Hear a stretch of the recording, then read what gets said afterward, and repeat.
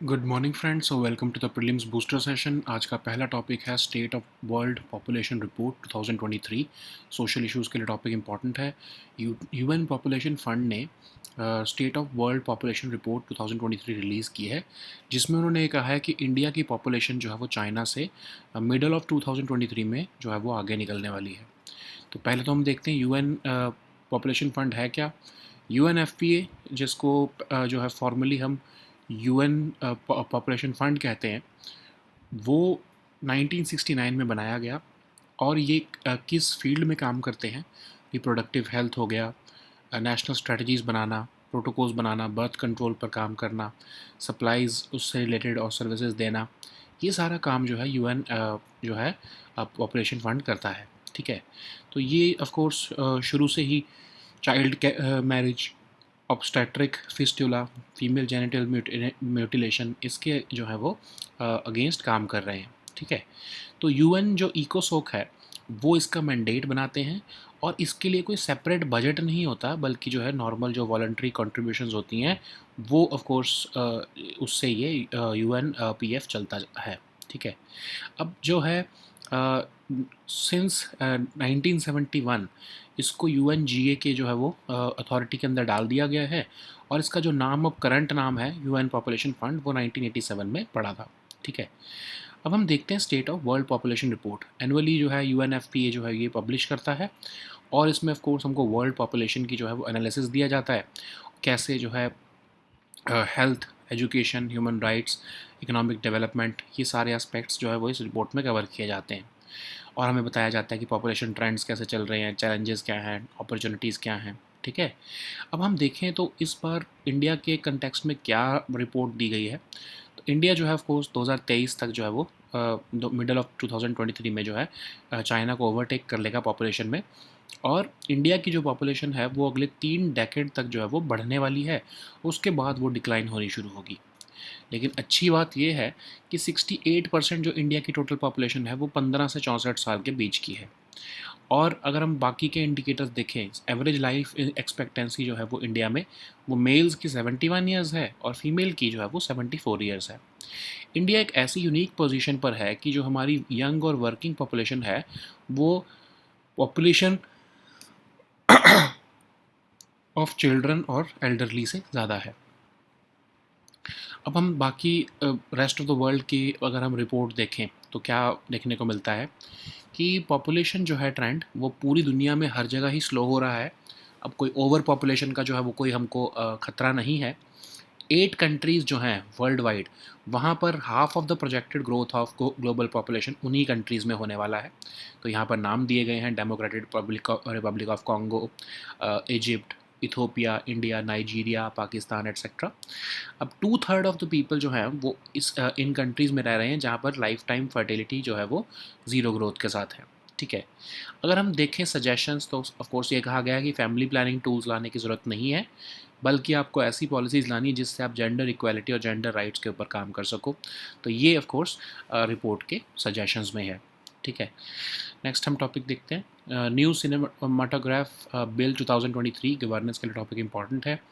Union cabinet ने मंजूरी दे दी है सिनेमाटोग्राफ बिल 2023 को, जिससे कि पायरेसी को टैकल करने के लिए काम किया जा रहा है, किया जाएगा। ठीक है, तो पायरेसी क्या होती है? अनऑथराइज्ड यूज़ करना कॉपीराइटेड कंटेंट का। अब क्यों ज़रूरत थी एक पायरेसी के ऊपर जो है बिल बनाने के लिए? तो सिनेमाटोग्राफ एक्ट ऑफ 1952 जो है वो अकेला ऐसा लेजिस्लेशन है जो इंडिया में ऑफ कोर्स अभी सर्टिफिकेशन ऑफ फिल्म्स के ऊपर काम कर रहा है। लेकिन पायरेटेड कंटेंट बहुत तेज़ी से आगे बढ़ चुका है। इंडिया जो है वो तीसरे नंबर पर है कंट्री जहाँ पर सबसे ज़्यादा पायरेटेड कंटेंट जो है वो कंज्यूम किया जाता है। तो जो सिनेमाटोग्राफ एक्ट है 1952 का, उसमें ऐसे प्रोविजंस नहीं है जिसमें हम वीडियो पायरेसी को जो है चेक कर सकें, और बहुत ही कम एज बेस्ड कैटेगरीज़ हैं सर्टिफिकेशन करने के लिए फ़िल्म्स की। तो लेकिन उसके बाद से 1952 के बाद से सोचो आप, ओटीटी की इंडस्ट्री भी कितनी ज़्यादा ग्रो हो चुकी है। तो ओटीटी की इंडस्ट्री को हम गवर्न करने के लिए भी थे कि हम आईटी रूल्स जो हैं वो उसको फॉलो कर रहे हैं। इसीलिए इनको कंटेंट को हमको जो है वो गवर्न करने के लिए सिनेमाटोग्राफ एक्ट 1952 को जो है वो चेंज करके अमेंडमेंट करनी पड़ रही है। ठीक है।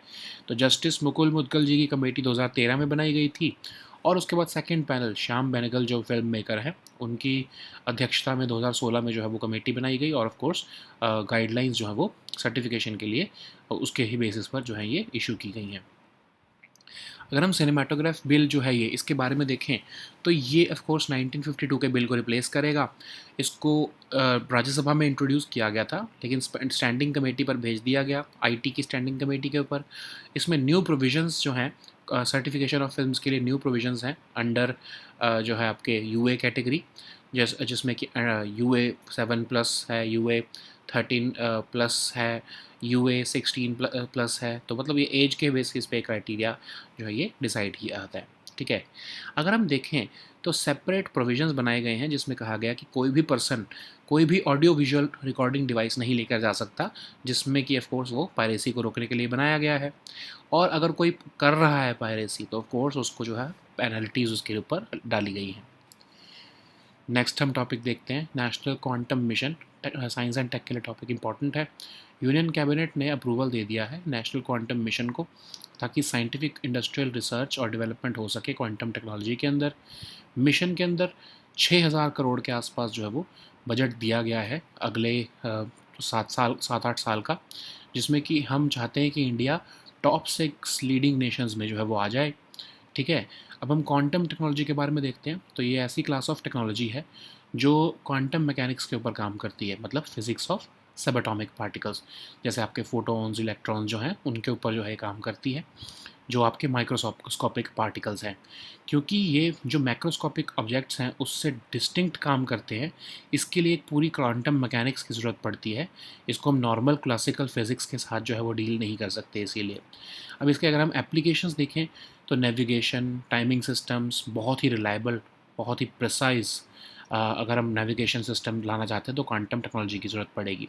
Secure communication, accurate health care imaging, quantum sensing, बहुत ही powerful computing, more powerful computing जो है, इस सारी चीज़ों में जो है क्वांटम टेक्नोलॉजी का इस्तेमाल किया जा रहा है। अगर हम ग्लोबली देखें तो US, Canada, France, Finland, China, Austria ऐसी कंट्रीज़ जो हैं वो इस पर बहुत तेज़ी से काम कर रही हैं। अगर हम ग्लोबली अगर हम सॉरी इंडिया में देखें तो क्वांटम टेक्नोलॉजी जो है वो professor Satyendra Nath Bose, sir Chandrashekhar Venkat Raman, CV Raman ji और प्रोफेसर मेघनाथ साहा, इन्होंने जो है वो क्वांटम टेक्नोलॉजी के ऊपर काम किया था। जो अगर हम first wave of quantum technology India में देखें तो ऑफ कोर्स अब हम सेकंड रेवोल्यूशन देख रहे हैं इंडिया में क्वांटम टेक्नोलॉजी का।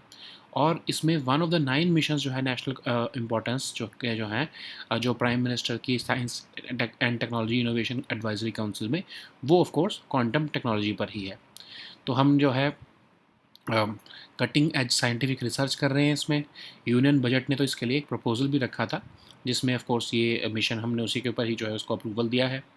अब हम देखें तो क्वांटम नेशनल क्वांटम मिशन जो अप्रूवल जिसको मिला है वो है क्या।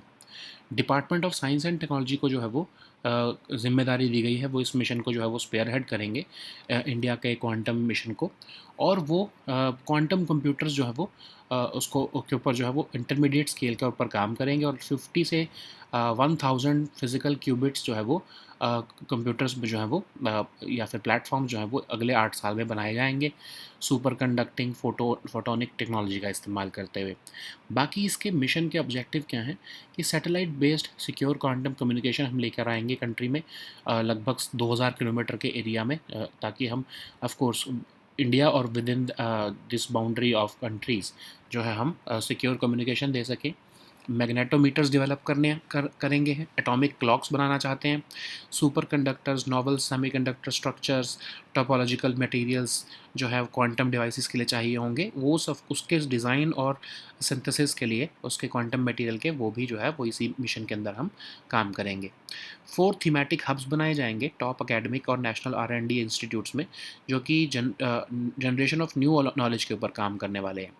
इस मिशन के वाइड स्केल एप्लीकेशंस होंगे हेल्थ केयर से लेकर डायग्नोस्टिक्स, डिफेंस, एनर्जी और डेटा सिक्योरिटी तक।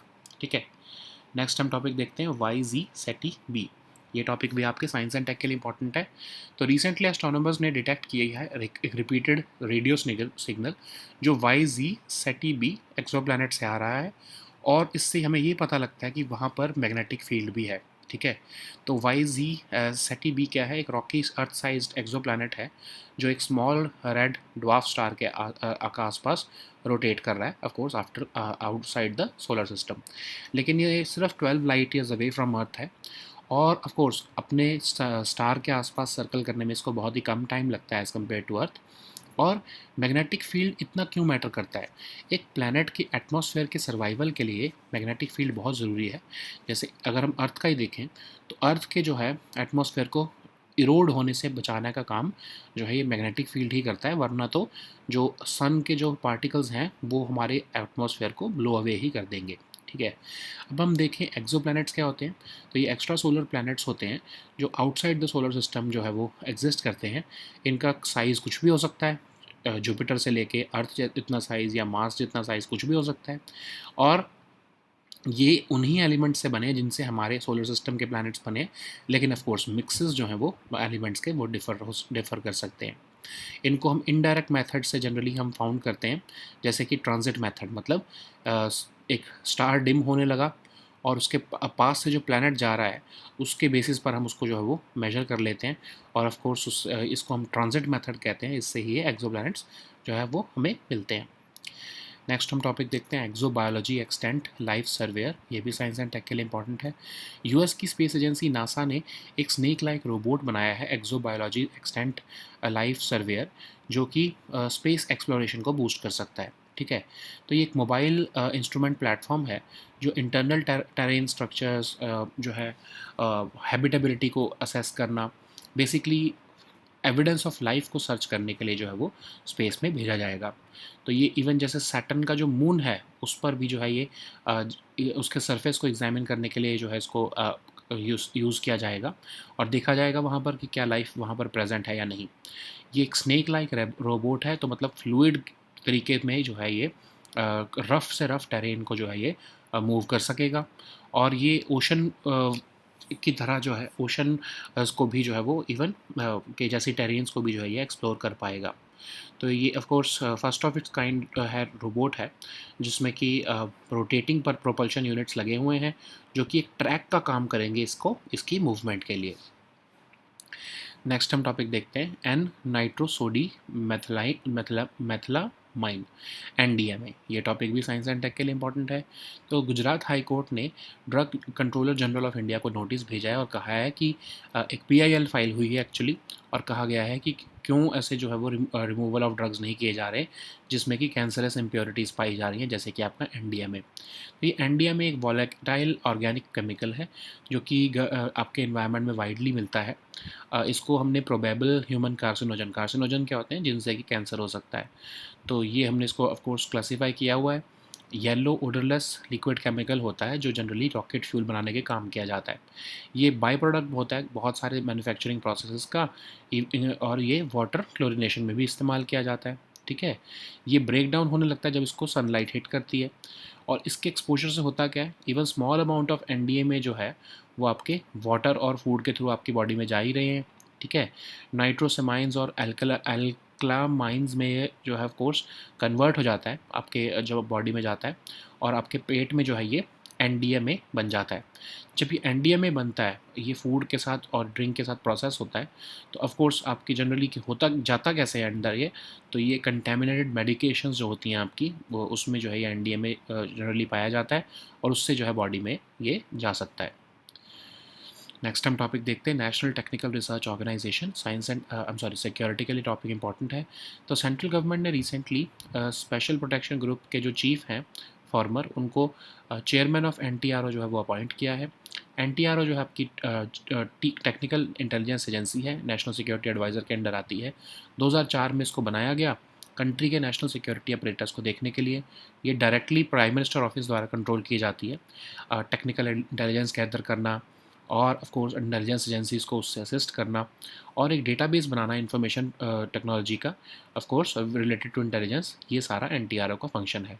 NTRO को जो है एक चेयरमैन हेड करते हैं और डायरेक्टली जो कि प्राइम मिनिस्टर ऑफ इंडिया को रिपोर्ट करते हैं।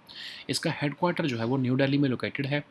अगर हम SPG के बारे में देखें तो 1985 में जब प्राइम मिनिस्टर इंदिरा गांधी जी के असैसिनेशन हुआ, उसके बाद इस एसपीजी को बनाया गया। और ये of course prime minister of India की जो है prime minister, sitting prime minister और उनकी जो है फैमिली मेम्बर्स को जो है वो प्रॉक्सिमेट सिक्योरिटी देने के लिए इसको बनाया गया है। और ये एक स्टेचुटरी बॉडी है, इसको 1988 में स्टेचुटरी बॉडी बनाया गया। कैबिनेट सेक्रेटरीट ऑफ इंडिया जो है वो इसको गवर्न करते हैं। नेक्स्ट हम टॉपिक देखते हैं, मिशन 50 के EV for eco.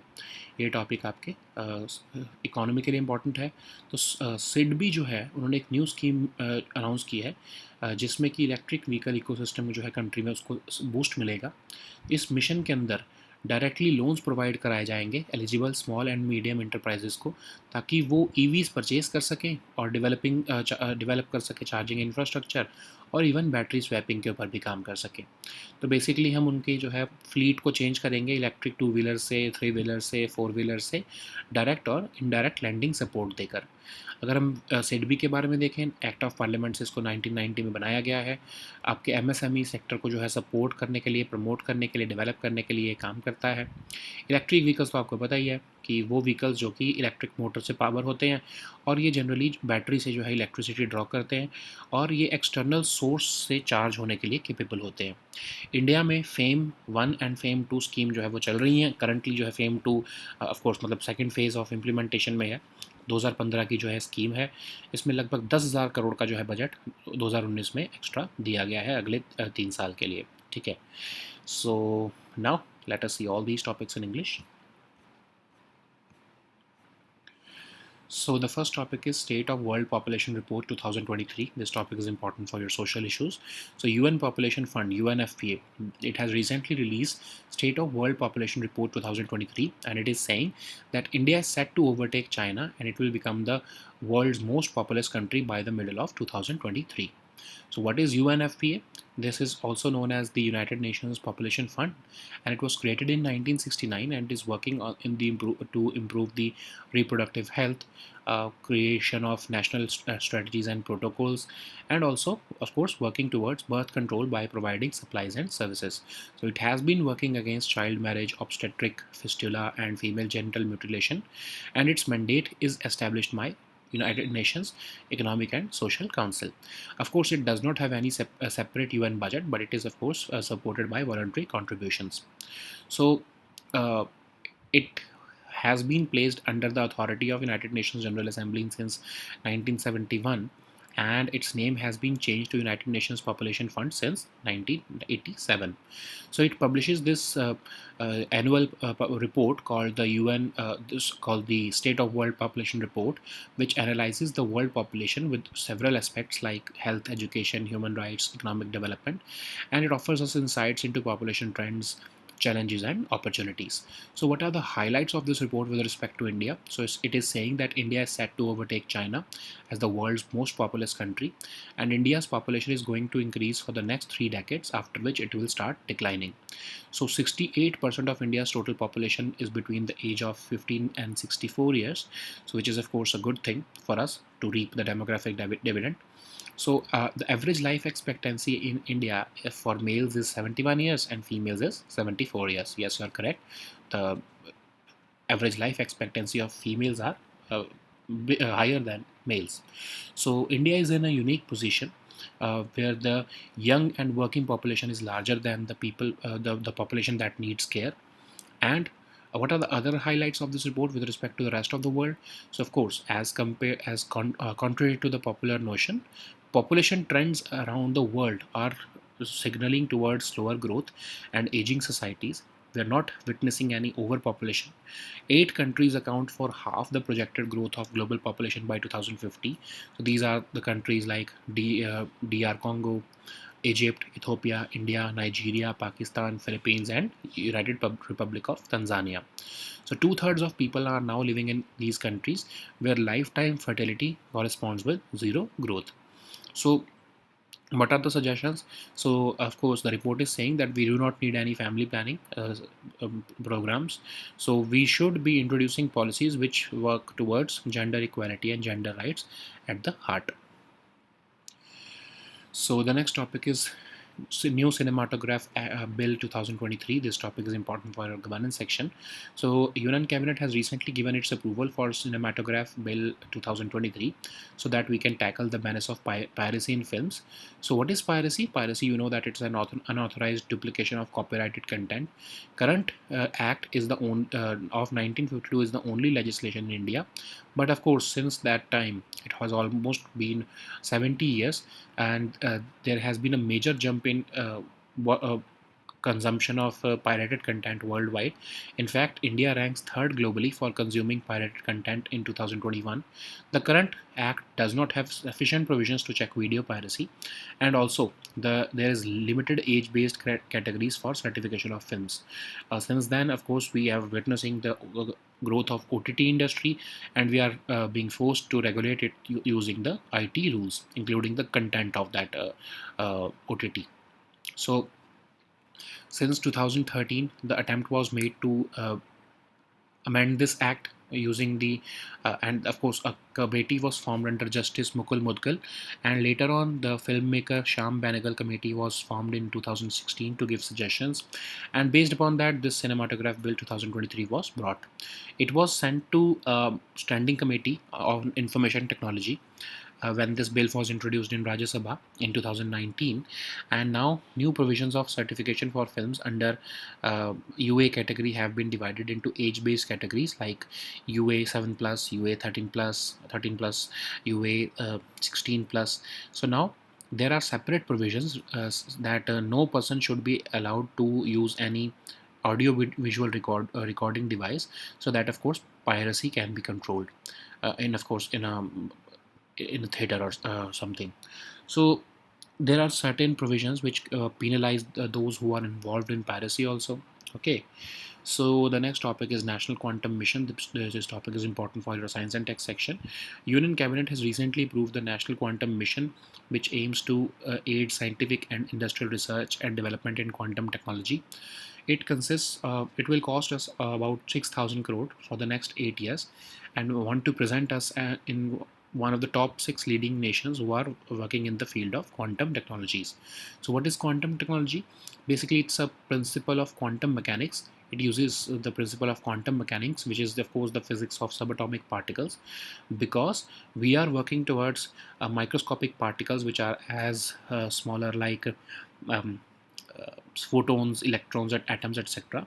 We cannot detect them using the classical physics, which generally deals with macroscopic objects. So what are the applications of quantum technology? We'll have more reliable navigation and timing systems, secure communications, accurate health imaging, more powerful computing, quantum sensing. Okay, so already six of major countries of the world like US, Canada, France, Finland, China, and Austria, they are working towards the quantum technology. And if we look at its relationship with India, then in the first revolution of quantum technology, Professor S.N. Bose, Sir C.V. Ramanji, Professor Meghnad Saha, they are some of the stalwarts who have contributed in this field. And now India is at the forefront of tapping the second quantum revolution. So quantum technologies and applications is one of those 9 missions of national importance of the Prime Minister's Science and Technology Innovation Advisory Council. And the aim is to leverage cutting edge scientific research in these verticals. So Union Budget 2020-2021 made a proposal for this mission also. Okay, so what is the National Quantum Mission? So of course this is being led by Department of Science, and this will be led by Department of Science and Technology, and the aim is to strengthen India's R&D in the quantum arena, and the target will be to develop intermediate scale quantum computers with 50 to 1000 physical qubits in 8 years, and it will be using several platforms like superconducting and photonic technology.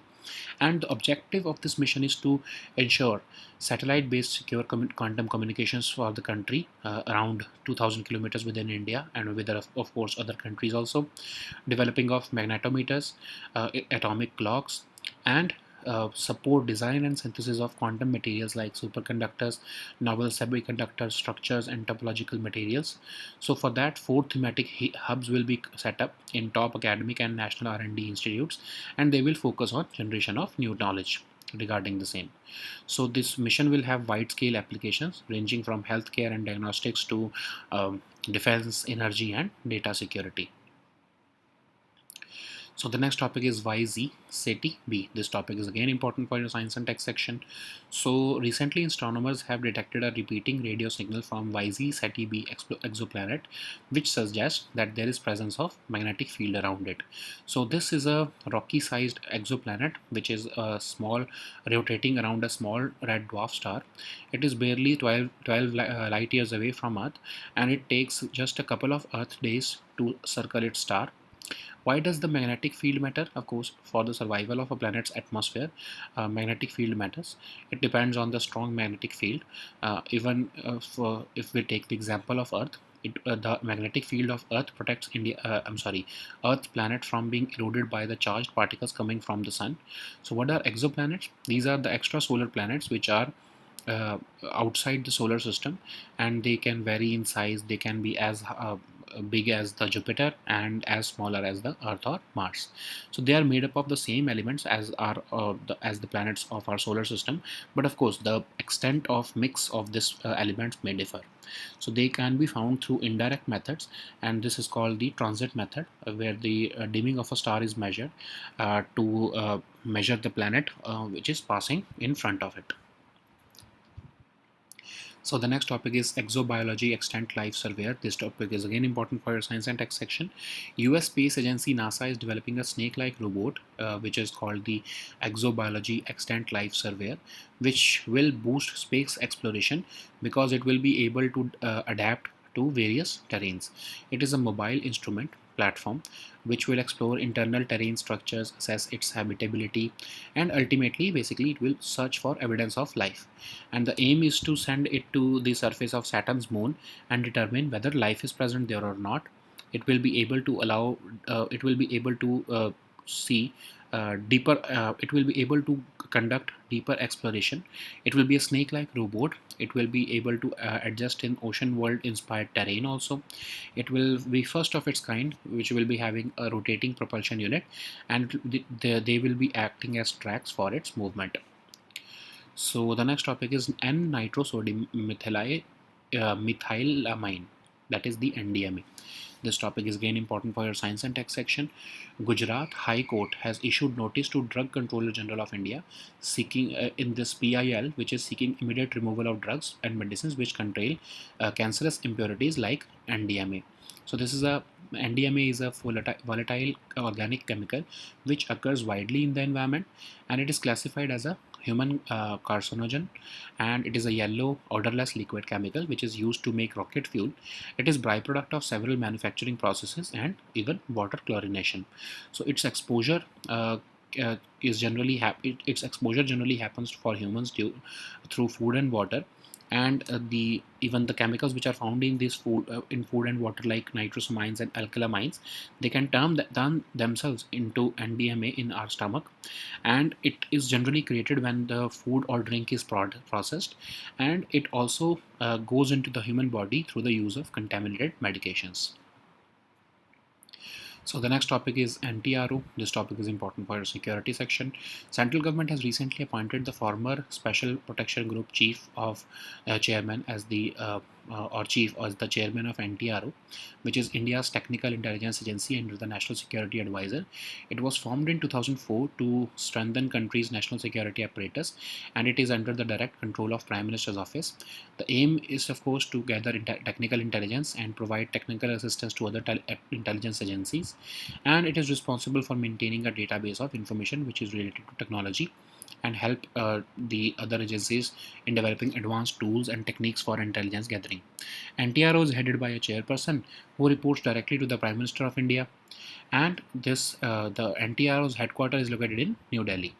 What is Special Protection Group? Of course, it was formed in 1985 after the assassination of former Prime Minister of India Indira Gandhi ji, and it became a statutory body under the Special Protection Group Act of 1988, and that it is entrusted with the task of providing proximate security to the Prime Minister and his immediate family members. It is governed by the Cabinet Secretariat of India, and its chief is basically an officer of the rank of Inspector General. So the next topic is Mission 50K EV for Eco. This topic is important for your economy section. So SIDBI has recently announced a new scheme mission 50K EV for Eco, which will boost electric vehicle ecosystem in the country. Under this mission, SIDBI will be directly providing loans to eligible small and medium enterprises. So for the purchase of EVs, developing charging infrastructure, and including the battery swapping technology. So the focus will be on ensuring increased uptake of electric two-wheelers, three-wheelers, and four-wheelers through direct and indirect lending support. And what is SIDBI? SIDBI is basically an body which was established by an Act of Parliament in 1990, and it is engaged in the promotion, financing, and development of MSME sector in India. You know that electric vehicles are those vehicles which can be powered by an electric motor, and they draw electricity from the battery, and they are capable of being charged from an external source. In India, the government of India has initiated a FAME scheme. FAME 1 has already been completed, and the second phase is under implementation. And the first phase, of course, started in 2015, and the second phase started in 2019 with a budget allocation of 10,000 crore rupees. Okay, so these were our topics for today. Please also download the weekly current affair compilations from our Telegram group today. We'll meet next time with new topics. Until then, goodbye and take care.